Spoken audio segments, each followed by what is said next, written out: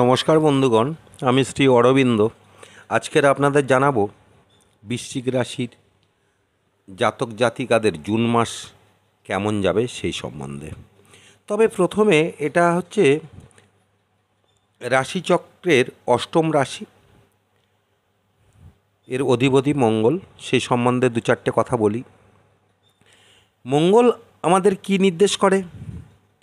বীরত্ব, সাহস, বিক্রম, তেজ, স্বাধীন চেতা। এরা একটু একগুঁয়ে হয়ে থাকে, কখনো কখনো নিষ্ঠুর প্রকৃতির হয়, হঠকারীও হয়ে থাকে। এদের দেহের গঠন বেশ বলিষ্ঠ, পেশিবহুল হয়ে থাকে। এরা সাধারণত ইঞ্জিনিয়ারিং বা সৈনিক বিভাগে বা ডাক্তারি ক্ষেত্রে সাফল্য লাভ করে থাকে। এই হলো বৃশ্চিক রাশির দু চারটে কথায়। তবে এটা হচ্ছে স্থির এবং জলরাশি। এই গেল বৃশ্চিক রাশির কথা। যারা বৃশ্চিক রাশির জাতক জাতিকা তারা বুঝতে পারবেন, বা যাদের রাশি লগ্ন জানা নেই তারা একটু ভাবতে পারবেন নিজের চেহারার সাথে বা মানসিকতার সাথে মিল আছে কিনা। যাই হোক, আমরা মূল জায়গায় ফিরে আসি। তবে তার আগে জুন মাসের গ্রহগত অবস্থান আপনাদের জানিয়ে দিচ্ছি। চতুর্থে থাকবেন শনি নিজের ঘরে, পঞ্চমে রাহু, ষষ্ঠে মঙ্গল থাকবে নিজের ঘরে, সপ্তমে বৃহস্পতি, বুধ, রবি ও শুক্র। বুধ হচ্ছে 14 তারিখে অষ্টমে যাবে নিজের ঘরে, আর শুক্র 12 তারিখে নিজের ঘর থেকে অষ্টমে যাবে, এবং রবি যাবে দশমপতি, কিন্তু 15 তারিখে অষ্টমে যাবে, আর একাদশে থাকবেন কেতু। এই হলো গ্রহগত অবস্থান। এই গ্রহগত অবস্থানের ভিত্তিতে কি ফল পাবেন সেটাই আপনাদের জানাবো। তো প্রথমেই বলছি, খেয়াল রাখবেন এগুলোই হবে। যদি কারোর ক্ষেত্রে না মিলে থাকে তাহলে কোনো ভালো জ্যোতিষবাবুর সাথে একটু আলোচনা করে নেবেন। আর আমার ফোন নাম্বার তো দেওয়াই আছে। ঠিক আছে, যাই হোক, এবার মূল কথায় ফিরে আসি। এই মাসে কিছু ইচ্ছা পূরণ ঘটবে আপনাদের। ওভারঅল জুন মাস বৃশ্চিক রাশি বা লগ্নের জাতক জাতিকাদের পক্ষে ভালো, অর্থাৎ ভালো যাবে। যারা এতদিন বিভিন্ন রোগে ভুগছিলেন তাদের সেরে ওঠার সময় এসেছে। অর্থনৈতিক দিক শুভ নির্দেশ করে, ফলে টাকা আসবে, তবে যাবেও। সেদিকটা টাকা আসা যাওয়ার দিকটা সচল হবে। হাত শূন্য হলে আবার হাতে চলে আসবে। শরীরের প্রতি যত্ন নিতে হবে, বিশেষ করে পেটের সমস্যা হবেই। এক্ষেত্রে ও ক্ষেত্র বিশেষে রক্তপাত যোগ বা হার্নিয়া জাতীয় যদি কারোর কোনো রোগ হয়ে থাকে সেদিকটা একটু কষ্ট দেবে। যাই হোক, মানসিক জোর অনেকটাই বাড়বে। তবে সমস্যা থাকবে না এমনটা নয়, সমস্যা কিছু থাকবে। আর যারা ব্রোকারি বা অনলাইনে ট্রেডিং করছেন বা সেলফ এমপ্লয়েড, তাদের কিন্তু কাজ অনেকটাই বাড়ছে, বেশ উল্লেখ করার মতো। জীবনসঙ্গী শরীর কিছুটা ডিস্টার্ব করতে পারে 12 তারিখের পর থেকে আর কি। তবে তেমন কিছু বড়সড় ঘটনা নয়। পিতামাতা ভাই বোনদের সঙ্গে তেমন কোনো সমস্যা থাকছে না, বা পিতামাতার শরীর বড় ধরনের কিছু সমস্যা দেখা দেবে না শরীরে, ভালোই থাকবেন আশা করা যায়। আর বিদেশ যাত্রার যোগ এ মাসে শুভ, বেশ শুভ বলা যায়। অনেক দিনের ইচ্ছা পূরণ হতে পারে। আর অনেক দিন চেষ্টা করে যেটা পাচ্ছিলেন না,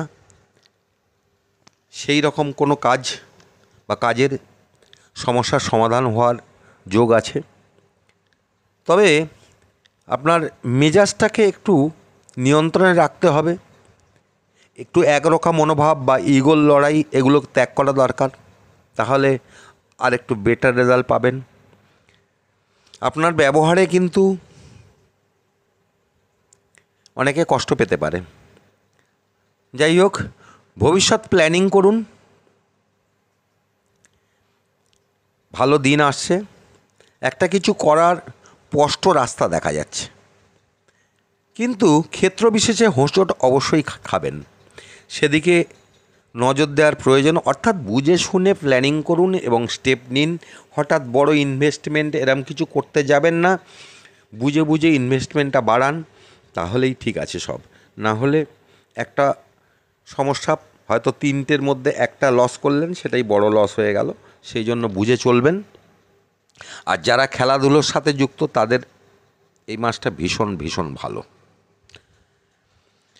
ক্ষেত্র বিশেষে তারা সম্মানিত হতে পারেন। শুধু তাই না, যারা সার্জিক্যালের ক্ষেত্রে যুক্ত তাদেরও খুব ভালো সময়। বিশেষ করে কাটাছেঁড়ার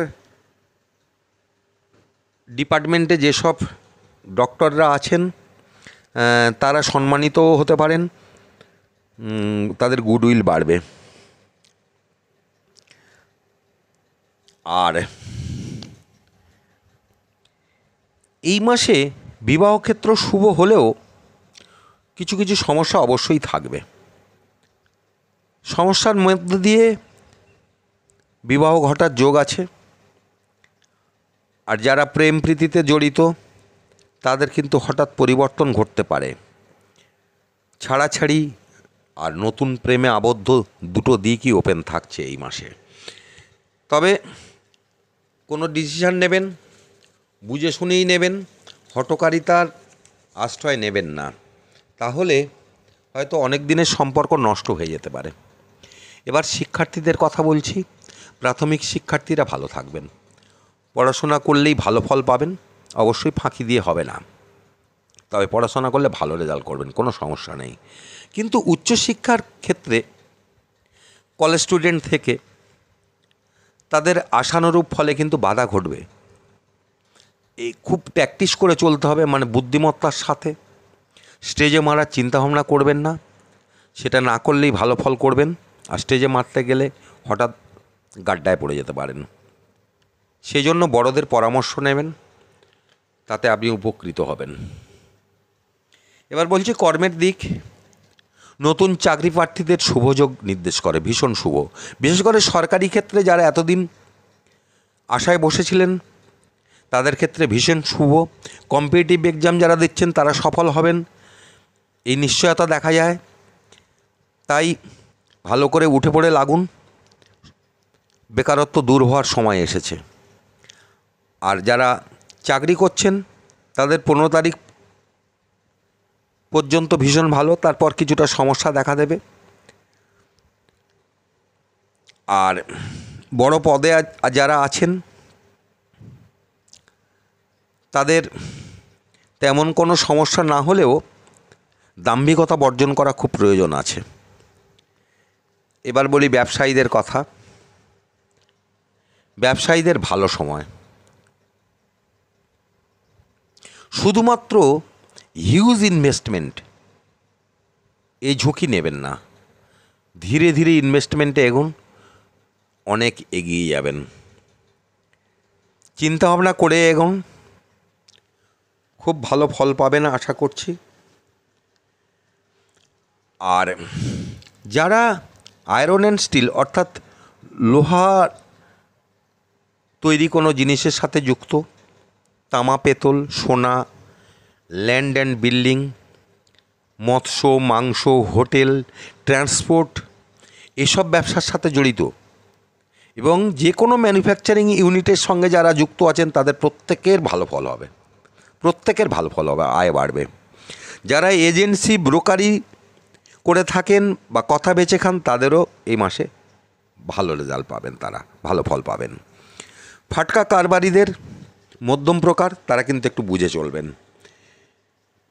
বাকিদের যেসব ব্যবসা অনলাইন তাদেরও অলমোস্ট ভালো চলবে, তবে কোথাও কোথাও একটু ডিস্টার্ব করতে পারে, সেগুলো একটু বুঝে চলবেন।